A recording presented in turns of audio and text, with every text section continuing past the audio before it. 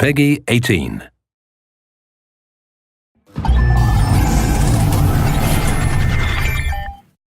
Hello everyone, I'm Colin Grham. I'm the animation director on Watchdogs, and today I'm excited to present to you a vertical slice of the Watchdogs free roaming experience. So actually, this is not a mission. Everything we're going to showcase today is completely systemic, and we're free to do as we please. We start off in the wards, the low-income district of our interpretation of Chicago. When creating the world of Watchdogs, we wanted to stay true to the city and give a unique flavor to each and every neighborhood, not only in terms of the architecture, but also in terms of the people that you'll encounter and what is happening in their day-to-day lives. In the wards, you'll see working-class citizens, rusty cars, gang members, abandoned houses, and low-grade pawn shops. It's really not the kind of place that you're going to want to be alone after dark. Nowadays, modern cities are increasingly managed by software, controlling traffic lights, electricity grids, and surveillance systems. In our version of Chicago, this management software is called CTOS, or the Central Operating System. The CTOS controls everything in the city, and it was created by the Bloom Corporation. Since the CTOS has been installed in Chicago, people get to work faster, the crime rate is dropped, and the communication networks are now more accessible and stable than they ever were before. It goes without saying that if everything is connected, somebody able to take over this system would be extremely powerful. At this point in the game, we don't have control over this district's CTOS system. The icons that you see over people's head mean that we cannot hack into their mobile devices at the moment. We need to find the CTOS control center, install a backdoor virus into the system to take control over all of the infrastructure in this district. There it is, the CTOS control center.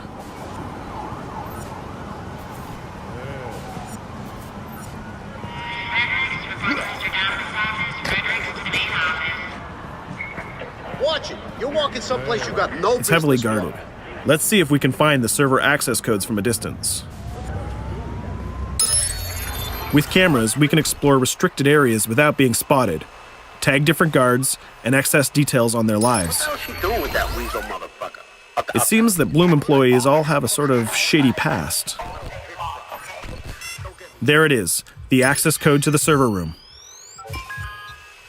Unfortunately, we can't access the server via the cameras. We need to sneak inside. One thing that was really important to us when we designed Watchdogs was to fully support different player styles. Every situation in the game can be tackled the way the player sees fit. In this situation, we can go all out guns blazing, completely stealth without the guards ever seeing us, or we can hack from a distance without ever setting foot inside the restricted area. Let's hack this forklift. Aiden can use the environment to distract and lure guards. Pretty much anything you hack has multiple functions. So, for example, you could use this forklift to access the roof, or you could use it to create cover. Hacking in Watchdogs is all about player expression. Let's set an improvised explosive device so we can hack it a little bit later.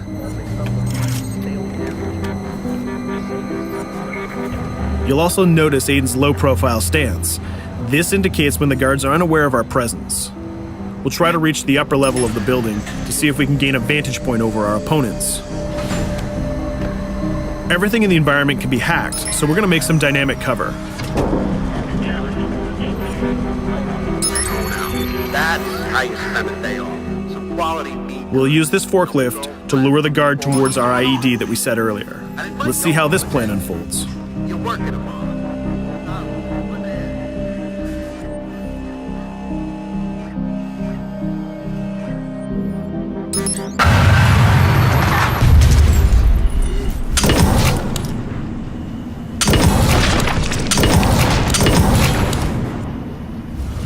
What you just saw is called focus.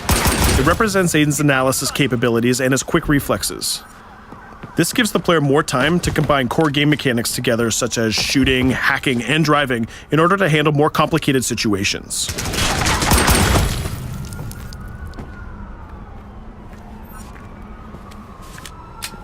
Now we can access that control room.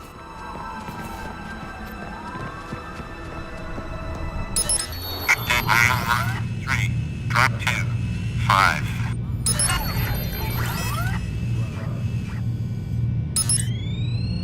Now we'll be able to hack all of the devices connected to the CTOS within the districts. Thousands of cameras, traffic lights, the electricity grid, and most importantly, all of the citizen information profiles. We can also benefit from the Chicago Police Department Crime Prediction System, which uses facial and pattern recognition to spot potential criminals or potential victims. Since this is a pretty rough neighborhood, I'm pretty sure we're going to stumble on some suspected criminal activity pretty soon. And there it is. The system just pushed an alert of a potential crime. We can see the system trying to triangulate the location on our minimap. Take note, this isn't a mission. This can happen anywhere at any time. We've just spotted a potential victim. It's always up to the player if he wants to investigate or not, to take action or not. So let's see how this turns out. Yeah, you're right. Could I just...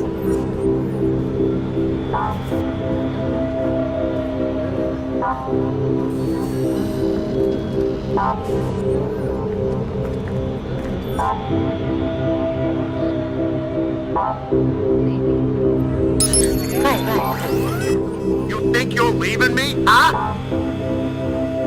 Jesus, I told you to stay away from me! You belong to me now. Get it? You better leave or I'll call the cops! I'll fucking kill you, goddammit. Get off! Yo! That was close. Good thing that we intervened. We managed to prevent the crime, but we triggered a chase. From here, the criminal's behavior is unpredictable. He can try to get away, shoot back at us, surrender, or call for backup.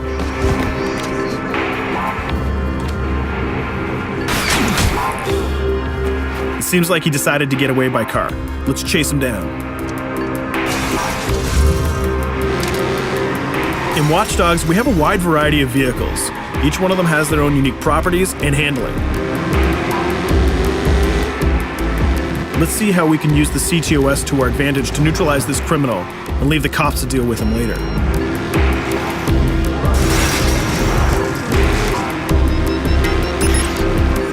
The chase stops right here. Using the blockers usually reserved for the cops during interventions, we managed to stop this criminal without killing him.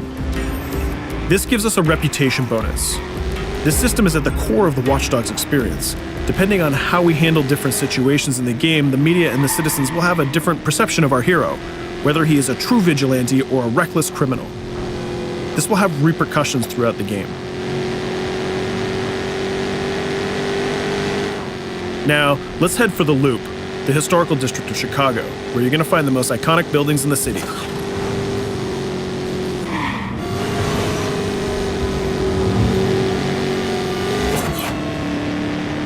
We're going to go to a gun shop to see what arsenal is available for players.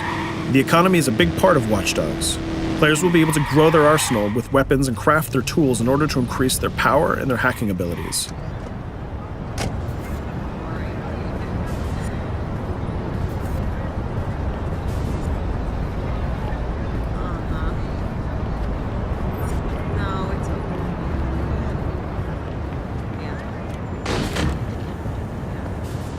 You will find all of the weapons that you would expect in a traditional shooter. Pistols, assault rifles, guns, sniper rifles, and grenade launchers, just to name a few. A lot of bullets were fired in our last encounter with the CTOS guards. Let's stock up on some more ammo. Finding everything.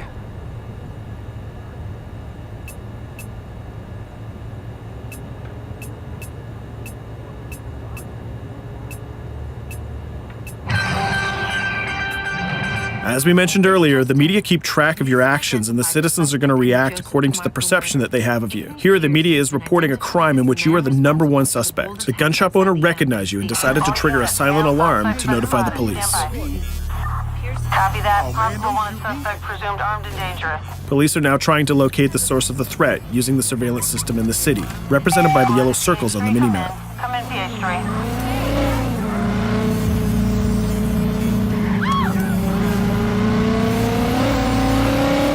Aiden is able to stall their efforts by hacking into their communication systems while avoiding the scanning areas.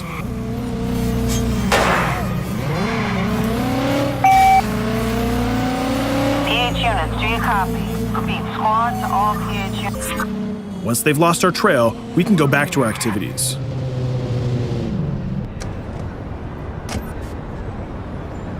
One thing that Bloom did to win over the population of Chicago with the CTOS project was to install free Wi-Fi hotspots throughout the city. Free Wi-Fi is cool, but not very safe with someone like Aiden Pierce around.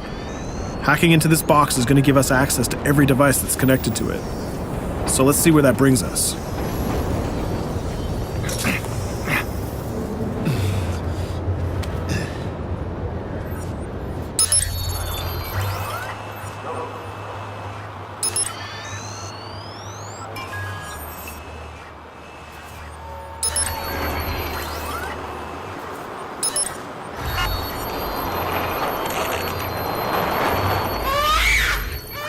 We just hacked into the webcam of a laptop. It seems that we're in the apartment of a mother and we can hear her baby crying in the background.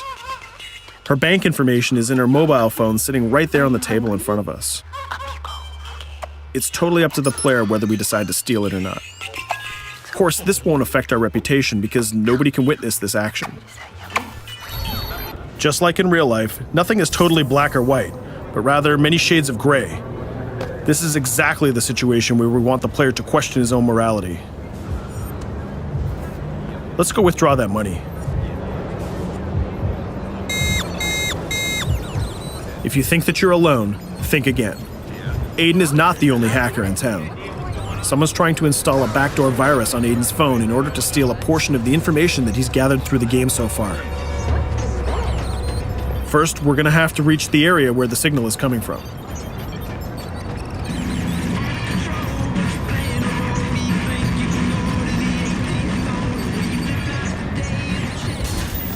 Using our profiler, we're going to try to identify the hacker before the installation finishes.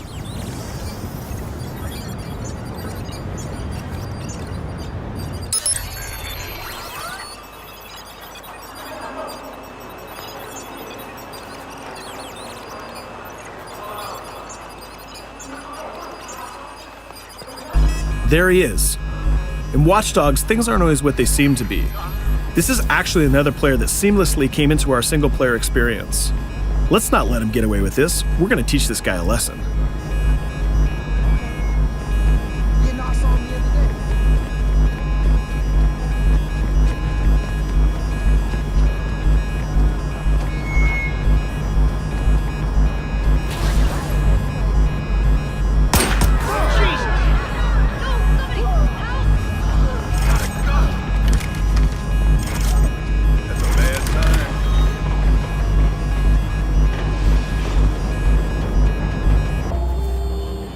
We stopped the hack, but the hacker managed to get away. I don't know about you, but we can't let this pass by.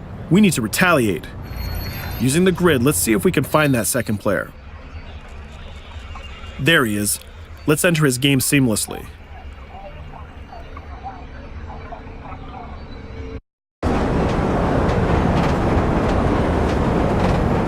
The second player is not yet aware of our presence. If we act carefully, he might think that we're one of the many NPCs in the city.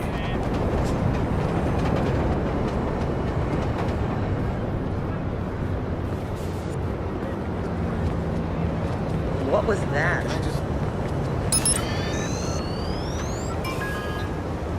So let's find a place to hide and start hacking. What's going on?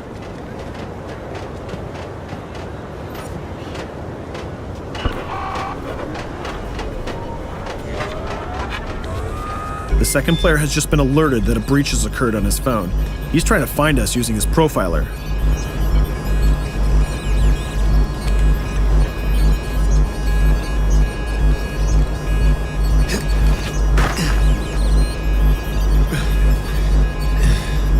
He's dangerously close. Let's hide in the car. We're spotted. Let's get out of there.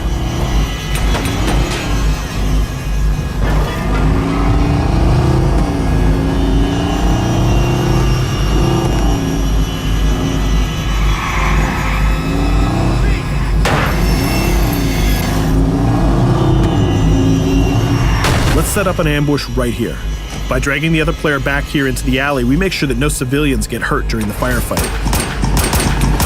We didn't succeed in hacking the second player, but we did get a little bit of revenge. So that's what we have time for today. We hope you enjoyed our quick gameplay session. Stay tuned for more about Watchdogs.